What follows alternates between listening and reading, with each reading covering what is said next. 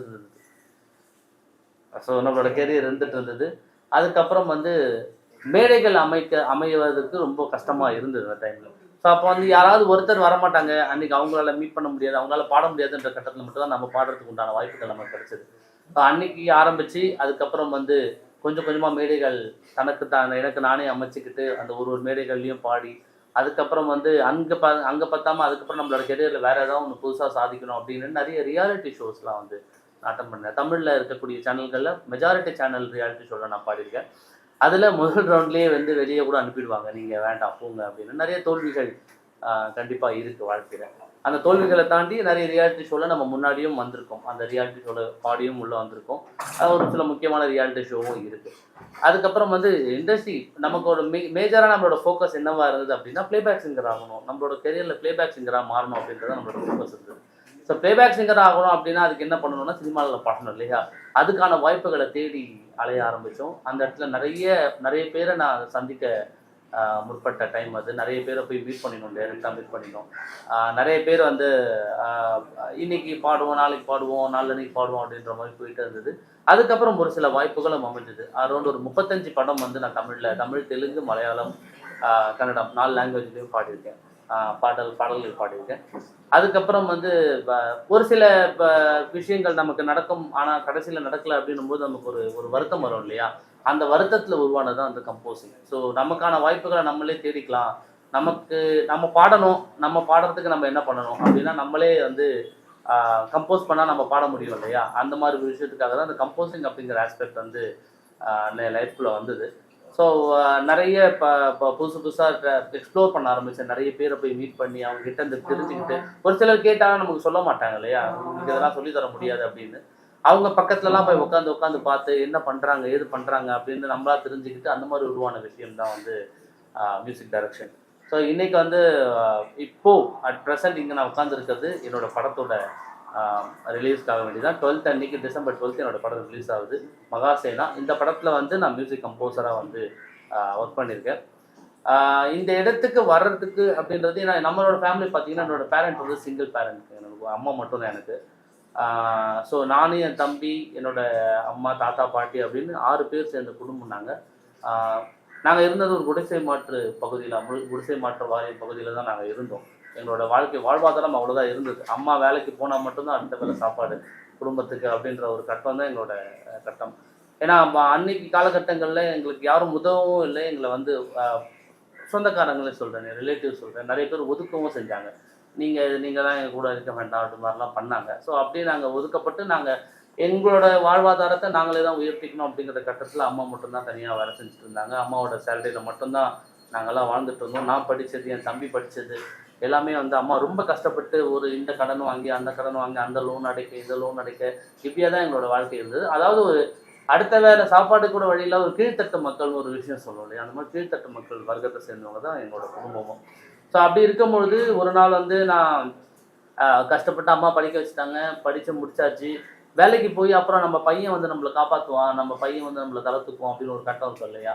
அந்த மாதிரி கட்டம் இருக்கும்போது அப்போ நான் இன்னொரு குண்டு தூக்கி போட்டேன். கொஞ்ச நாள் வேலைக்கும் போயிருந்தேன், வேறு வேலை செஞ்சுருந்தேன். அப்போ நான் அம்மா கிட்ட வந்து இல்லைம்மா, எனக்கு மியூசிக்கில் தான் எதுவும் ஒன்று சாதிக்கணும், மியூசிக்கில் ஏதோ ஒன்று பண்ணணும்னு தான் தோணுது, எனக்கு இந்த வேலை பிடிக்கலாமா நான் அப்படின்னு சொல்லும்பொழுது மறுபடியும் அவங்க ஓட வேண்டிய கட்டாயம் இல்லையா? நம்ம இப்போ அடுத்த பையன் வந்துட்டா பையன் தான் காப்பாற்றுவான்ற சுச்சுவேஷன் இருக்கும்போது பையன் காப்பாற்ற மாட்டான், மறுபடியும் பையன் வந்து எதுவும் ஒன்று பண்ண போவான்னா எல்லா அம்மாவும் பயந்து இல்லைப்பா வேண்டாம்ப்பா, நீ வந்து படிக்க வேண்டாம், சரி இப்போ வேலைக்கு போ, நீ மியூசிக்லாம் வேண்டாம்ப்பா அப்படி தான் சொல்லுவாங்க. ஆனால் அன்றைக்கி என்னோடய அம்மா சொன்னது, உனக்கு இதில் தான் சந்தோஷம், உனக்கு வாழ்க்கையில் சந்தோஷம் வரும், இதில் நீ என்னைக்காவது ஒரு நாள் சாதிப்பேன்னு உனக்கு தைரியம் நம்பிக்கை இருந்தால் நீ அதையே போப்பா, சாகிற வரைக்கும் அம்மா நான் பார்த்துக்கிறேன் முடிஞ்ச வரைக்கும் அப்படின்னு சொல்லிட்டு அம்மா தான் சம்பாதிக்க ஆரம்பித்தாங்க. அன்றைக்கி ஓட ஆரம்பித்த அந்த பெண்மணி இன்னும் ஓடிட்டு தான் இருக்காங்க. நம்மளுக்கு எப்போ இது அமையும், எப்போ கரெக்டான இடத்துல நம்ம வந்து சேருவோம் அப்படின்றது நமக்கு எதுவுமே தெரியாது இல்லையா? அந்த மாதிரி கட்டத்தில் இருக்கும்போது அம்மா தான் கம்ப்ளீட்டாகவே எல்லாத்தையுமே பார்த்துக்கிட்டாங்க. இன்ன வரைக்கும் அம்மா தான் பார்த்துக்கிறாங்க.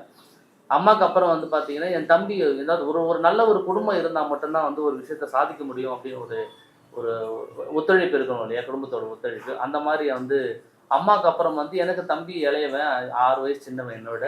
அவர் அதுக்கப்புறம் படிப்பு முடிச்சுட்டு அதுக்கப்புறம் அம்மா நான் பார்த்துக்கிறேன், அண்ணனை வந்து நீ ப்ரெஷர் பண்ணாது, அண்ணனை வந்து எதுவும் பண்ணாத, அண்ணன் ஏதோ சாதிக்கணும்னு நினைக்கிறான், அவன் சாதிக்கிட்டோம், மிச்சத்தை நான் பார்த்துக்கிறேன் அப்படின்ட்டு அவன் கொஞ்ச நாள் அவனோட இதை வந்து பார்த்துக்க ஆரம்பித்தான்.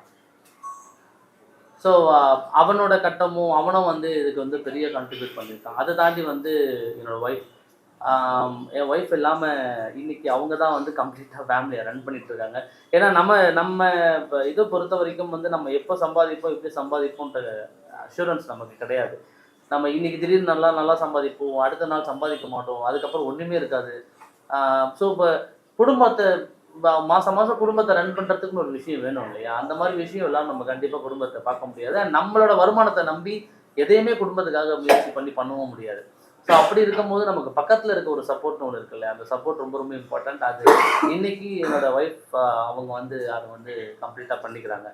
அண்ட் அதை தாண்டி வந்து நம்ம அதாவது நான் வாழ்க்கையில் என்ன சேர்த்து வச்சிருக்கணும் இல்லையோ, நல்ல மனுஷங்களை என்ன சுற்றி சேர்த்து வச்சிருக்கிறது உங்களை மாதிரி எல்லாரும் மாதிரியும். ஸோ எப்படி அதை சொல்ல வரேன்னா, இன்னைக்கு ஒருத்தர் வந்து ஒரு நாள் வந்து என்னை வந்து நாங்கள் அப்போ தான் வந்து மீட் பண்ணும்போது லைஃப்பில் நீ முன்னேறணும்னா உனக்கு என்ன வேணும் அப்படின்னு. எனக்கு வந்து ஸ்டுடியோ ஒன்று வைக்கணும்னு ரொம்ப ஆசை. அதுக்கான செலவுகள் 25 லட்சம் 26 லட்சம் 30 லட்சம் ரூபாய் இன்னைக்கு ஒரு இல்லாமல் ஒரு ஸ்டுடியோ, நல்ல ஸ்டுடியோ வைக்க முடியாது.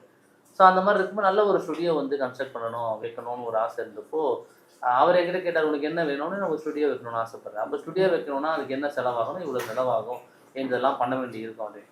ஸோ ஸ்டுடியோ வச்சா வாழ்க்கையில் நீ முன்னேறிட முடியுமா அப்படின்னா, முன்னேற முடியும், கண்டிப்பாக முன்னேற முடியும். டைம் எடுக்கும், ஆனால் கண்டிப்பாக ஒரு நாள் சாதிச்சிடுவேன் அப்படிங்கிற விஷயம் வந்து அவர்கிட்ட நான் சொன்னேன். அன்னைக்கு அவர் வந்து அவர் கையில் இருந்த காசு, அவர் சுற்றி இருந்த மக்களோட காசு கேட்டு, எனக்காக நிறைய பேர்கிட்ட போய் கேட்டு, நிறைய பேர்கிட்ட வந்து கேட்டுன்றது தாண்டி நிறைய பேர்கிட்ட கெஞ்சி, இந்த மாதிரி நாங்கள் ஒன்று பண்ணுறோம், ஒரு விஷயம் இதற்காக நாங்கள் ஒரு விஷயம் பண்ணணும்னு ஆசைப்பட்றோம், அந்த விஷயத்து இதுவாக இருக்கணும் அப்படின்னு ஒரு ஸ்டுடியோ வந்து எனக்கு அமைச்சு கொடுத்தாரு. அவரோட பேர் நாகேஸ்வர். அவர் தான் அவர் என் பக்கத்தில் தான் உட்காந்துருக்காரு. ஸோ இன்னைக்கு அவரும் இந்த இடத்துல என் பக்கத்தில் இருக்கணும்னு நான் ரொம்ப ஆசைப்பட்டேன். அதனால தான் நீங்கள் உட்காருங்க. ஏன்னா அவரோட முகமும் வந்து தெரியணும். ஏன்னா ஒருத்தர் வளர்றாரு அப்படின்னா அவருக்கு பின்னாடி வந்து ஒரு உந்துதல் இல்லாமல் யாருமே வளர முடியாதுங்க. யாராவது ஒருத்தர் சப்போர்ட் பண்ணணும் இல்லையா? ஒன்று ஃபேமிலி சைட்லேருந்து சப்போர்ட் பண்ணணும், இல்லைனா வந்து ஃப்ரெண்ட்ஸ் சைட்லேருந்து சப்போர்ட் பண்ணணும், இல்லைனா வந்து நமக்கு வெல் விஷஸ் அவங்களாம் சப்போர்ட் பண்ணணும். அண்ட் இதெல்லாம் தாண்டி ஒட்டுமொத்தமாக ஒரு சப்போர்ட்டிவான ஒரு சர்க்கிளே நமக்கு இருக்குது அப்படிங்கிறது கடவுள் கொடுத்த வரமாக தான் நான் பார்க்குறேன். அந்த மாதிரி வரம் தான் இவரும் எனக்கு. ஸோ இன்னைக்கு நீங்கள் இங்கே உட்காந்துருக்க ஸ்டுடியோவும் வந்து எங்களோட என்னோட ஸ்டுடியோ தான். மடிப்பாக்கத்தில் இன்னொரு ஸ்டுடியோ, எங்களோட ஸ்டுடியோ ஒன்று இருக்குது. அந்த ஸ்டுடியோ தான் நாங்கள் மெயினாக கன்ஸ்ட்ரக்ட் பண்ணிட்டோம். அந்த ஸ்டுடியோவில் தான் இந்த மகாசேனா படமும் வந்து நடந்திருக்கு. ஸோ மக்கள் நீங்கள் தான் எல்லாருக்கிட்டையும் இதை வந்து கொண்டு போய் சேர்க்கணும். ஏன்னா எங்களை மாதிரி வளரும் கலைஞர்களுக்கு வாய்ப்புகள் கிடைக்கிறது அப்படிங்கிறது இன்னைக்கு வந்து ரொம்ப ரொம்ப கஷ்டமான ஒரு விஷயமா இருக்குங்க. ஒரு கட்டத்தில் வந்து வாய்ப்புகள் நிறைய கிடைச்சிது, ஆர்டிஸ்ட் கம்மியாக இருந்தாங்க. இன்னைக்கு வந்து ஆர்டிஸ்ட் நிறைய இருக்காங்க. நீங்கள் இப்போ என்னைய மாதிரி வந்து இடத்துக்காக ஒரு ஒரு ஒரு ஆப்பர்ச்சுனிட்டிக்காக வெயிட் பண்ணுற எத்தனையோ music composers, singers, dancers, artist, நீங்கள் எவ்வளோ சொன்னாங்க, actors, directors, art directors, stunt டைரக்டர்ஸ்னு எவ்வளோ பேர் நம்ம இந்த டிபார்ட்மெண்ட்டில் எல்லா டிபார்ட்மெண்ட்லேயுமே வந்து திறமை நிறைய இருக்குது. ஆனால் அது வெளிக்கொண்டு வர்றதுக்கான ஒரு வழி இல்லை.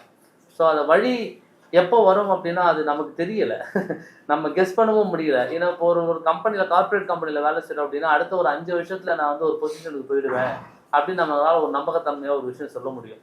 ஆனால் இங்கே அது எப்போ நடக்கும், எப்படி நடக்கும், எப்போ கொண்டு வர முடியும், எப்படி கொண்டு வர முடியுன்ற அந்த இது வந்து யாருக்குமே தெரியல. ஸோ முயற்சிகளுக்காக போராடிட்டு இருக்கோம், அந்த வாய்ப்புகளுக்காக போராடிட்டு இருக்கோம்.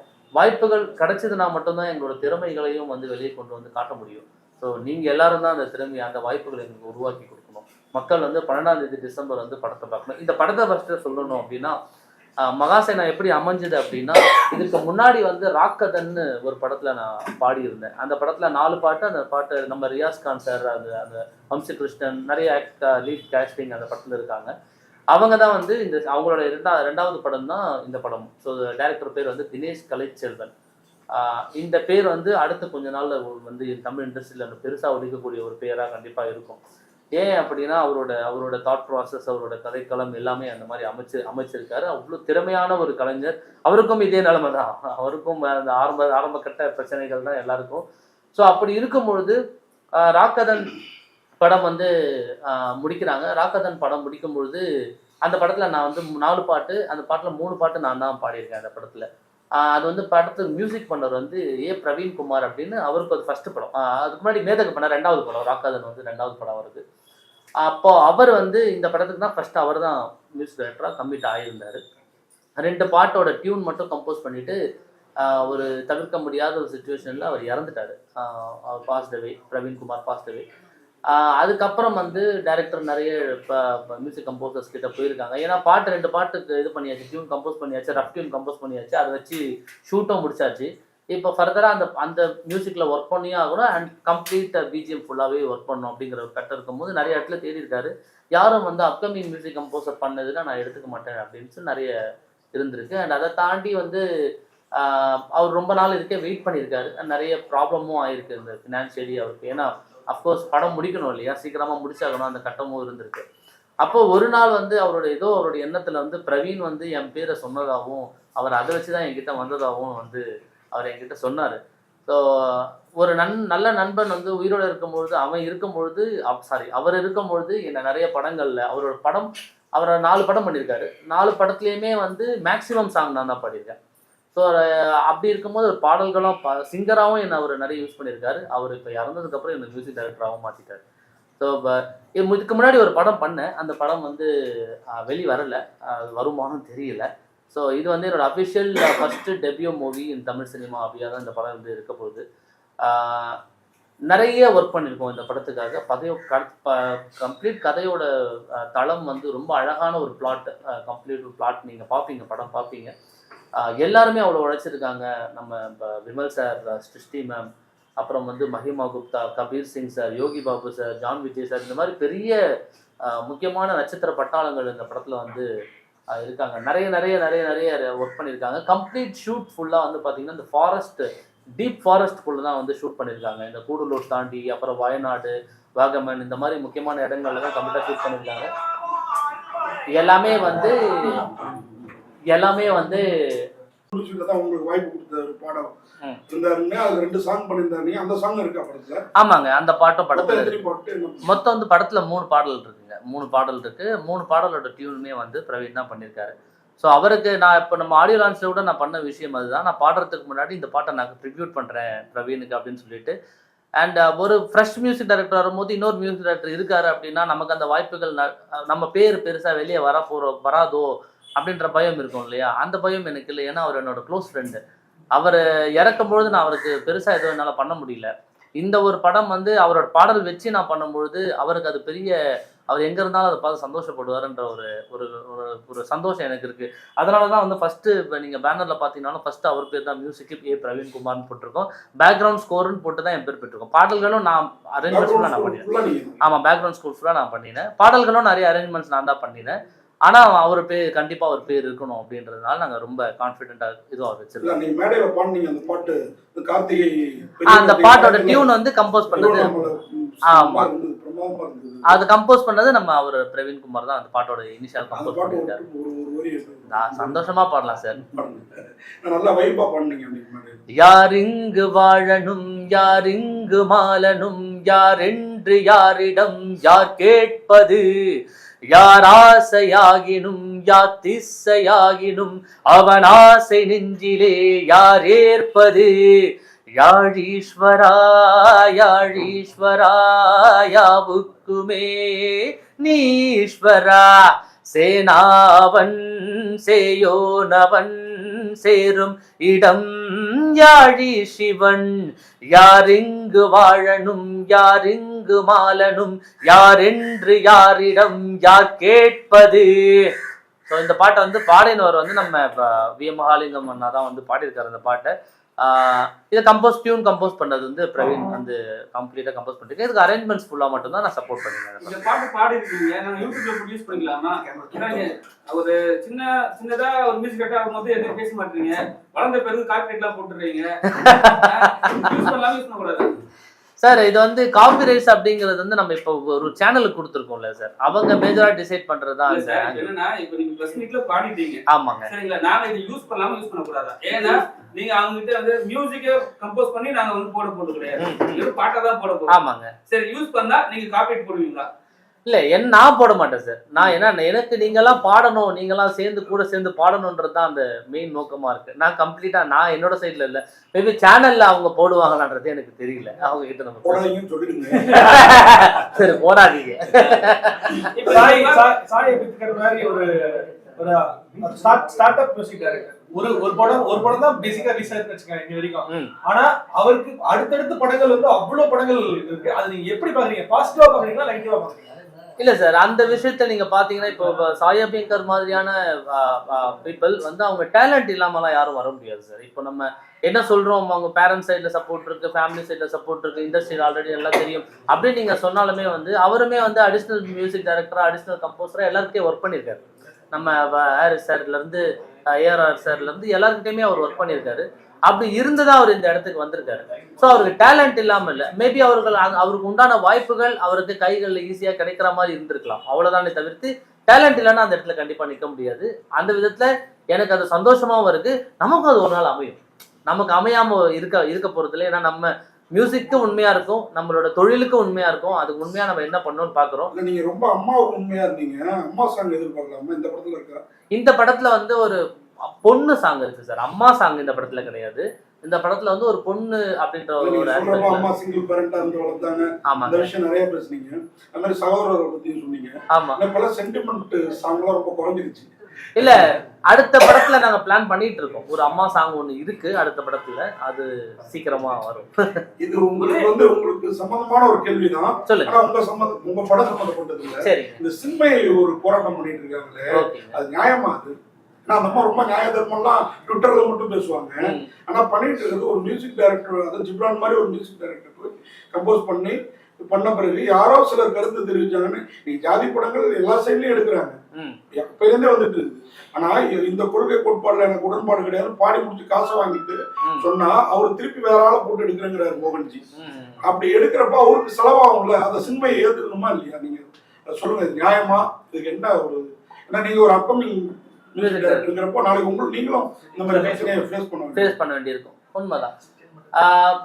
பொருளாதார ரீதியா இது பிரச்சனையான்னு கேட்டா ஆமாங்க, அது பொருளாதார ரீதியா வந்து இப்போ மறுபடியும் வந்து ஒரு பாட்டை வந்து ஒரு சிங்கரை வந்து பாட வைக்கிறோம், அதுக்கு மிக்ஸ் அண்ட் மாஸ்டரிங் ஒர்க் இருக்கு அப்படின்லாம் கேட்டிங்கன்னா அது வந்து நிஜமாலே ஒரு பிரச்சனையான விஷயம்தான். என்னோட கருத்து, ஏன்னா அவங்களுக்குள்ள என்ன வாக்குவாதம் இருக்கு, அவங்களுக்குள்ள என்ன பிரச்சனைகள் இருக்குன்னு நமக்கு தெரியாது. என்னோட கருத்து என்னன்னு கேட்டீங்கன்னா, நீங்க பாட வர்றதுக்கு முன்னாடி நம்ம தெரிஞ்சுக்கிட்டு தான் இப்போ பாட போறோம். அப்படின்னும் போது நம்ம அதை கான்சியஸா வேண்டாம், இப்ப எனக்கு இது வேண்டாம் அப்படின்னா நம்ம முன்னாடியே சொல்லிட்டோம்னு வச்சுக்கோங்களேன், எங்களை மாதிரி இப்போ கம்போசருங்களுக்கு அது ப்ராப்ளமா இருக்க போறது இல்லை. நம்ம முன்னாடியே நம்ம தெரிஞ்சுக்கலாம். இப்போ அவங்க பண்ணது சரியா தப்பான்ற விவாதத்துக்குள்ள போகாம நம்ம பாடுறதுக்கு முன்னாடி நம்ம இந்த விஷயம் தான் பண்ண போறோம் அப்படின்னு நம்ம கண்டிப்பா தெரிஞ்சிருக்கோம். இதை இப்போ ஒரு சின்ன விஷயம் சொல்லணும்னா, ஒரு கட்சி பாடல் ஒன்று பாட போறோம் அப்படின்னா பாடும்போது லிரிக்ஸ் நம்ம கையில இருக்கு, கண்டிப்பா லிரிக்ஸை நம்ம பார்ப்போம். லிரிக்ஸ்ல தாக்கமான இடங்கள் என்ன இருக்கா நமக்கு தெரியும் இல்லையா, பாடுறதுக்கு முன்னாடி நமக்கு தெரியும். அப்பவே நம்ம இல்லைங்க இது வேண்டாம் அப்படின்னு சொல்லிட்டோம்னா யாருமே தாக்கங்கள் ஒண்ணுமே கிடையாது. பாட்டு சூப்பரா இருக்கு. மோகன்ஜி படத்துக்காக மட்டுமே இது மாதிரி ஒரு விஷயத்த பண்றாங்களா? ஏன்னா நீங்க பாத்தீங்கன்னா அவங்க மீட் எதுவாக இப்ப சோசியல் மீடியால வந்தாவே அந்த மீட்டூர் வந்து அவங்க அதான் பிரச்சனை வந்து ஸ்டார்ட் பண்ணி போவாங்க. இப்ப வந்து 2-3 பேர் வந்து கமெண்ட்ஸ் தவறான கமெண்ட்ஸ் கொடுத்ததுனால உடனே வந்து இது மாதிரி நான் பாடுறது தவறுன்னு சொல்றதெல்லாம் எது வித நியாயம்? பணம் வாங்கி ஒரு நிமிஷம் பணம் வாங்கி கொண்டு இப்ப வந்து மோகன்ஜியே சொல்றாரு, என்னோட வருத்தம் என்னன்னா என் ப்ரொடியூசருக்கு நான் உண்மையா இருக்க முடியலையே அப்படின்றாரு. இது எந்த விதத்துல சரிப்படும்? இல்ல சார், இங்க நம்ம வந்து ஒரு காமன் ஆடியன்ஸா நம்ம பார்த்தோம்னா சார், இங்க வந்து ஜாதி ரீதிகளான பிரச்சனைகள் ஏதோ ஒரு இடத்துல ஏதோ ஒரு குட்டியா ஒரு விஷயம் இல்ல சார், அது பாட்டுல கிடையாது. ஆமா, பட் ஆனா அந்த மாதிரி விஷயங்கள் இருந்துட்டு அந்த தாக்கங்கள் எங்கேயோ ஒரு இடத்துல இருக்கு. ஆனா இப்போ ஒரு எக்ஸாம்பிளுக்காக நான் இங்க சொல்றேன் சார், இந்த பதிவு பண்றதுக்காக நான் சொல்லல, ஒரு எக்ஸாம்பிளுக்காக சொல்றேன்னா, இப்போ வந்து நான் வந்து நான் பிராமின், இவர் வந்து பிராமின், நாங்க 2 பேர் சேர்ந்து தான் கம்பெனி ரன் பண்றோம், சரிங்களா? இப்போ எனக்காக வந்து சப்போர்ட் பண்றது நான் எனக்கு நான் பிராமின் தான் எனக்கு சப்போர்ட் பண்ணணும், எனக்கு வந்து இவங்க தான் சப்போர்ட் பண்ணணும் அப்படிங்கிற விஷயமே இங்கே இல்லை. எனக்கு சப்போர்ட் பண்றது யாருன்னா பிராமின்ஸ் தான். பிராமின்ஸ், முஸ்லிம்ஸ், கிறிஸ்டியன்ஸ், இந்த மாதிரி எல்லா சாரார்களும் இப்போ எனக்கு இந்த படத்துக்கு நான் உழைக்கிறதுக்கு முக்கியமான பங்கு வகிக்கிறதுல பிராமினும் இருக்காங்க, முஸ்லிம்ஸும் இருக்காங்க, கிறிஸ்டியன்ஸும் இருக்காங்க. ஏன்னா அவங்க எல்லாம் சேர்ந்து தான் எனக்கு ஸ்டுடியோ வச்சு கொடுத்துருக்காங்க. ஸோ அப்படின்னு பார்த்தா இங்கே அந்த மாதிரி கோட்பாடுகளே வந்து நம்ம பேச்சு வாக்கில் நம்ம சொல்லிட்டு போறோம் சார். நம்ம இங்க என்ன நீங்க ஒரு ஜாதிய ரீதியா பாக்குறீங்களா அப்படிலாம் நம்ம சொல்றோம். உண்மைக்கு உள்ள வந்து பாத்தீங்கன்னா அந்த மாதிரி விஷயங்களே இல்லை சார். நம்ம இங்க எல்லாருமே சமம் அப்படிங்கிற கோட்பாடு நமக்குள்ள எல்லாருக்குள்ளேயும் இருக்கு. அது ஏதோ ஒரு இடத்துல நம்ம ஒத்துக்கிறதுக்கு தயங்கிட்டு இருக்கோம். நம்ம அதை ஒத்துக்காம நம்ம அதை கன்ஃபர்ம் பண்ணிட்டோம்னு வச்சுக்கோங்களேன், ஆமாங்க அப்படிலாம் ஒன்றும் இல்லைங்க, நாங்கள் 2 பேர் ஃப்ரெண்ட்ஸ் தாங்க, ஒரு முஸ்லீம் ஃப்ரெண்ட்ஸும் ஒரு இந்து ஃப்ரெண்டும் வந்து நல்ல பெஸ்ட் ஃப்ரெண்ட்ஸாக இருக்காங்க. இது வரைக்கும் நம்ம பார்த்த நிறைய விஷயங்கள்ல இருக்கு. நம்ம புராண கதைகளில் பார்க்குற ஐயப்ப சாமிக்கு இவர் பாபர் சாமி இருக்க மாதிரி, ராகவேந்திர சுவாமிக்கு வந்து ஒரு முஸ்லீம் வந்து இருக்க மாதிரி நிறைய நட்புகள் கூட நம்ம புராண கதைகள்லையுமே இருக்கு. ஸோ இங்கே ஜாதிய ரீதிகளான கோட்பாடுகள் நம்மளை தக்க வச்சுக்கிறதுக்காக பண்ற விஷயமா தான் இருக்கே தவிர்த்து அது வந்து உண்மைக்கு உள்ள இருக்கான்னு கேட்டீங்கன்னா அது இல்லன்னா எனக்கு என்னோட இல்ல சார். நான் அவங்கள சொல்லல சார், அதாவது நான் காமனா சொல்லிட்டு இருக்கேன் சார், எல்லாருமே ஃப்ரெண்ட்ஸ் தான், எல்லாருமே சமம் தான் இங்க அப்படிங்கிற கோட்பாடு தான் நான் ஒரு இஸ்லாமியர் நிறைய இந்து கடவுளை பத்தி பாட்டு பாடிருக்காரு. எனக்கு எம்மதமும் சமுதாயம் வந்து எல்லாரும் பாக்குறாங்க அப்படின்றாரு. அப்போ மோகன்ஜி ஜாதி படமே எடுத்திருந்தாலும் இப்ப பாரஞ்சித்து மாரி செல்வராஜ் எல்லாம் அந்த படம் தான் எடுக்கிறாங்க. இவங்க ஒரு குறிப்பிட்ட சமூகத்திற்கு எடுக்கிறாங்க, அவங்க எடுக்கிறாங்க. நீ ரெண்டாவது மோகன்ஜியை பத்தி நோண்டணும், அவரு இதுதாங்கிறது அவருடைய வலைதளம் எல்லாமே தெரியும். சின்மயி இந்த வலை இதுல வந்து பயங்கரமா இருக்காங்க. அப்ப தெரியாமலா போயிருப்பாங்க, இந்த தான் பாட போறோங்கிறது பாடிட்டு இன்னைக்கு 2 பேர் எதிர்ப்பு தெரிவிச்சோன்னு சொல்றது இவ்வளவு செலவு பண்ணி இப்ப நீங்க சொல்றீங்க போராடி வந்திருக்கோன்னு. அப்படிதான் ஜிப்ரான் வந்திருப்பாரு, அப்படிதான் மோகன்ஜி வந்திருப்பாரு. ஒரு கிரௌட் ஃபண்ட்ல தான் எடுக்கிறாரு. அப்படிப்பட்டவருக்கு இந்த மாதிரி பாடி முடிச்சுட்டு பேசுறது தப்பு இல்லையா? நம்ம பண்ண தொழிலே இப்போ மனம் வந்து நான் பாடின அத்தனை சாமி பாட்டும் தப்பு அப்படின்னு இப்ப சொன்னா அது எவ்வளவு தப்பா இருக்கும். அந்த மாதிரி தானே இருக்குது சின்மையை சொல்றது. ஏன் கேக்குறேன்னா நீங்க ஒரு மியூசிக் டைரக்டர், நாளைக்கு உங்களுக்கு இல்ல அது வந்து பொருளாதார ரீதியா பண்ணிருக்க கூடாதுன்றது என்னோட கருத்தா இருக்கு சார். நான் பொருளாதார ரீதியா மட்டும் தான் பாக்குறேன், இது ஜாதிய ரீதியா நான் பாக்கல. ஏன்னா வந்து ஒரு பாட்டை நம்ம பாடிட்டு மறுபடியும் அந்த பாட்டை மறுபடியும் எடுக்கிறது அப்படிங்கிறது நீ சாதாரண விஷயம் கிடையாது சார். நிறைய செலவுகள் இருக்கு, அதுல நிறைய அவங்க இன்வெஸ்ட் பண்ண வேண்டி இருக்கு. அண்ட் ஒரு புதுசா வளர ஒரு இசையமைப்பாளர்னு வச்சுக்கோங்களேன், அவருக்கு அது எவ்வளவு பெரிய டாஸ்கா இருக்கும். ஏன்னா எங்களுக்கு வந்து பட்ஜெட் நீங்க பெருசா கொடுக்கப்படுறது கிடையாது சார். அதாவது நீங்க நம்ம இப்போ வரும்போது நம்ம இப்போ பேர் சொல்ல பெரிய பேர் சொல்ற மியூசிக் டைரக்டருக்குலாம் வந்து நீங்க என்ன பட்ஜெட் கோட் பண்ணாலும் அவங்க வந்து நம்ம கொடுக்கறதுக்கு தயாரா இருப்பாங்க. புதுசா வளர்ந்து வர ஒருத்தருக்கு வந்து நீங்க இதுதான் பட்ஜெட் அப்படின்னா அந்த பட்ஜெட்குள்ள நம்ம என்ன பண்ண முடியும் அப்படிங்கறதான் பார்க்கணும். இப்ப இந்த மாதிரி விஷயங்கள் எங்களுக்கு நடந்தா ரொம்ப கஷ்டமா தான் இருக்கும். நான் பொருளாதார ரீதியா தான் கேட்டது என்னன்னா, நீங்க சுத்துறீங்க சார், அதுவே வேண்டாம், நான் தெளிவா விஷயம் சொல்லிடுறேன். தவறு செய்தாரு நீங்க சுத்துறீங்க, ஓகே, கூட நீங்க இணைந்து பயணிப்பீங்களா? உங்க படத்துல பாட்டு பாடுறீங்க, ஏன்னா இந்த பிரச்சனை உங்களுக்கு மட்டும் வராது, மத்த எல்லாருக்கும் பாட்டு பாடு வைப்பீங்களா வைக்க மாட்டீங்களா? சார் அவங்க குரல் ரீதியா சொல்றேன் சார். நான் நீங்க மறுபடியும் என்ன ஒரு விஷயத்துக்கு தள்ளுறீங்க, நான் ரொம்ப கான்சியஸா இருக்கேன். நான் அவங்க குரல் ரீதியா தொழில் ரீதியா சொல்றேன் சார். தொழில் ரீதியா அவங்க வந்து ஒரு எக்ஸ்ட்ராடினரி சிங்கர் சார். அவங்களோட குரல் வளம் அந்த மாதிரி ஒரு குரல் வளம் அவங்களே நடந்துக்கல சார். அதே மாதிரி தான் இளையராஜாவும் போட்டோ கூட போட வேணான்றாரு. நாங்க என்ன கேட்ட கேள்வி என்னன்னா, நீங்க தெளிவான ஒரு பதில் சொல்லிடுங்க, உங்களுக்கு பிடிச்சிருக்கு இல்ல, அவ்வளவுதான். இதை நான் அவங்ககிட்ட எப்படி சொல்றேன் சார்? இப்போ எனக்கு படத்துக்கு அவங்க குரல் தேவை அப்படிங்கிற ஒரு கட்டாயம் இருக்குமோ நான் கண்டிப்பா அவங்களோட ஒரு பயணிக்கிறதுக்கு. அவங்க இதுல மட்டும் இல்ல சார், வைரமுத்து விஷயத்துலயுமே அவங்க அவர் என்னைக்கோ ஏதோ ஒண்ணு பண்ணாரு அப்படின்னு சொல்லி கல்யாணத்துல போய் மாப்பிள்ளையும் பொண்ணு காலில் விழுந்து ஆசீர்வாதம் வாங்கிட்டு அவர் கொடுத்த கிஃப்ட வாங்கிட்டு வந்துட்டு அதுக்கப்புறம் பல வருஷம் கழிச்சு ஒரு கருத்தை தெரிவிக்கிறாங்க. அப்ப இப்போ குரல் நல்லா இருக்கு அப்படிங்கிறதுக்காக ஒரு சரியில்லாத நபரை தொடர்ந்து நம்ம வாய்ப்பு கொடுத்தோம்னா அவங்க மேல போயிட்டே இருப்பாங்களா? அப்ப இந்த மாதிரி பிரச்சனைகள் வரும்ல. இதுக்கு நான் அவங்களுக்கு என்ன பதில் சொல்றதுன்னு எனக்கு மட்டும் கேட்கறேன்னா எல்லாத்துக்கும் சம்மந்தம் இல்லாத விஷயத்துக்குலாம் வந்து கருத்து போடுவாங்க. அப்படிப்பட்ட ஒருத்தங்கிறனால சார் ஒரு தனிநபர் கருத்து அப்படிங்கிறது அவங்களை பொறுத்து சார். நம்ம அதுல நம்ம இன்டர்ஃபியர் பண்றது எனக்கு எந்த அளவுக்கு சரியா இருக்கும்னு எனக்கு தெரியல. இப்போ அவங்க சொன்ன விஷயம் சரியா தவறான்றது அவங்களோட இடத்துல இருந்து பார்த்தா அவங்களுக்கு மேபி அது சரியா கூட இருந்திருக்கலாம். நமக்கு பாக்குற பார்வையில தானே இருக்கு அப்படின்றது. இப்ப நான் அவங்களோட கருத்துல நான் வந்து உள்கருத்து சொல்றது வந்து எவ்வளவு சரியா இருக்கும்னு எனக்கு தெரியல. டிசம்பர் 12 ரிலீஸ், என்ன காரணம் யார் ஃபிக்ஸ் பண்ணா 12th? ஏன்னா அன்னைக்கு வந்து ரஜினி பர்த்டே, சரிங்களா? டோட்டலாவே வந்து ரஜினி வைபா தான் இருக்கு அன்னைக்கு. அன்னைக்கு உங்க படம் ரிலீஸ் ஆகும்னா எந்த அளவு எடுக்கணும் சார்? நாங்க இன்னைக்கு தலைவரோட ஃபேன் வந்து எல்லாருமே தலைவரோட ஃபேன் தான் சார். இங்க உட்காந்துருக்க நாங்க எல்லாருமே தலைவரோட ஃபேன் தான். அன்னைக்கு பாப்பீங்களா ரஜினி படம் பாப்பீங்களா? அன்னைக்கு தலைவர் படம் ரிலீஸ் ஆகலையா சார்?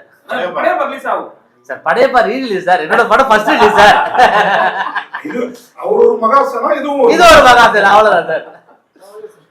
ஸோ அன்னைக்கு அந்த டேட்டை செலக்ட் பண்ணுறதுக்கான காரணம் அதுதான் சார். அன்னைக்கு ஒரு முக்கியமான ஒரு நாளாக இருக்கும். அண்ட் வந்து டிசம்பர் வந்து ரொம்ப சென்னையில் ரொம்ப பாராட்டப்படுற ஒரு மாதம் சார். ஒன்று வந்து தலைவரோட பிறந்த நாளைக்கு, இன்னொன்று வெள்ளத்துக்கு ஃப்ளட் வந்துடும். இந்த படம் ஃபிளட் மாதிரி வந்துடும் சார். அடுத்த வருஷத்துல 2026 இருந்து 3 விஷயமா பார்க்கப்படும் சார். அந்த மாதிரி ஒரு விஷயமா இருக்கும். இது சின்ன ஒரு கேள்விதான் சார். சொல்லுங்க. யானைக்கு வந்து விஜய் பேர் வச்சது என்ன காரணம்? ஏன்னா படம் இப்போ 2 இயர்ஸ் முன்னாடி தான் ஸ்டார்ட் பண்ணிருக்கீங்க. அப்பதான் வந்து கட்சியும் ஸ்டார்ட் பண்ணாரு. சோ இது மாதிரி வச்சு அந்த டைம்ல வந்து ஓடிடும் சார். சூப்பரா இருக்கு சார் இந்த கண்டென்ட். இது தோணாம போச்சு சார். சார் யானை வந்து அந்த அந்த யானைக்கு வந்து 20 வயசு சார். அந்த யானைக்கு 20 வருஷத்துக்கு முன்னாடி விஜயன் பேர் வச்சுட்டாங்க. இப்ப அது அந்த யானை பேரு விஜய் சார். இல்ல இல்ல இல்ல இல்ல படத்துல கிடையாது. அந்த யானையோட உண்மையான பேர் சொல்றேன். படத்துல அந்த யானைக்கு பேரு சேனா. சரிங்களா? 20 வருஷம் முன்னாடி 20 வருஷத்துக்கு முன்னாடி வச்சுட்டாங்க. அன்னைக்கு இது கட்சி ஆரம்பிக்கலங்க. உங்க படத்துல ரஜினி சேனா மட்டும் இல்ல, விஜய் சேனாவும் சேர்ந்து இருக்காங்க. ஆமாங்க. ஆமா மகாசேனா. Thank you so much. எங்களோட வளர்ச்சி வந்து எங்கேயுமே பெருசா இருக்க போறது இல்லை. ஏன்னா நீங்க தான் வந்து முக்கியமான பெருமக்கள். எங்களோட வளர்ச்சிக்கு முக்கியமா பங்கு வகிக்கிற பங்குதாரர்கள் நீங்க எல்லாருமே தான். உங்க எல்லாருக்கும் முதல்ல நன்றி. ஸோ என்னோட பேர் வந்து உதய் பிரகாஷ் யூபிஆர். ஸோ என்னோட என்ன ஒர்க் பண்ணுறேன்னு பார்த்தீங்கன்னா மியூசிக் கம்போசராக வந்து இந்த இண்டஸ்ட்ரியில் இருக்கேன். ஒரு 15 இயர்ஸாக வந்து இந்த கம்போசராக இந்த இடத்துக்கு வரணும் அப்படின்னு ஒரு 15 இயர்ஸாக வந்து முயற்சி பண்ணிட்டு இருக்கேன். ஒரு நடுத்தட்டு மக்களில் சேர்ந்த ஒரு பையன் தான் நானும். ஏன் அப்படி சொல்கிறேன் அப்படின்னு பார்த்தீங்கன்னா, நம்ம குடும்பம் வந்து அடுத்த வேலை சாப்பாட்டுக்கு வந்து ரொம்ப கஷ்டப்படுற மாதிரியான ஒரு சுற்றுச்சூழலான ஒரு வாழ்க்கையில் தான் நம்மளோட வாழ்க்கை முறை இருந்துட்டும் இருக்குது. இந்த இடத்துக்கு நம்ம வர்றதுக்கு நிறைய உழைப்பு போடுறதான ஒரு முக்கியமான ஒரு கட்டம் இருக்குது. ஏன் அப்படி சொல்கிறேன்னா, நம்ம இனிஷியலாக என்னோட லைஃப் கெரியரை ஸ்டார்ட் பண்ணும்போது நான் சிங்கராக தான் ஸ்டார்ட் பண்ணினேன். ஸோ எனக்கு வந்து மிகப்பெரிய ப்ளேபேக் சிங்கர் ஆகணும், என்னோட கெரியரில் வந்து நிறைய பாடல்கள் என்னோட குரலில் ஒழிக்கணும் அப்படின்னு இண்டஸ்ட்ரிக்குள்ளே வந்தோம்னா, நம்ம அஃப்கோர்ஸ் நம்ம எஸ்பிபி சாரோட நிறைய பாடல்கள் கேட்டிருப்போம். அவரோட பாடல்களில் கேட்டு வளர்ந்த ஒரு ஆளாக தான் நான் இந்த இண்டஸ்ட்ரிக்குள்ளே வந்தேன். ஸ்டார்ட் பண்ணும்பொழுது என்னோட கெரியரை ஸ்டார்ட் பண்ணும்பொழுது வெறும் 50 ரூபாய் தான் என்னோட ஒரு நாள் வருமானம், ஒரு நாள் சேலரி. ஏன்னா அன்னைக்கு வந்து நமக்கு வந்து இந்த மாதிரி வாய்ப்புகள் நிறைய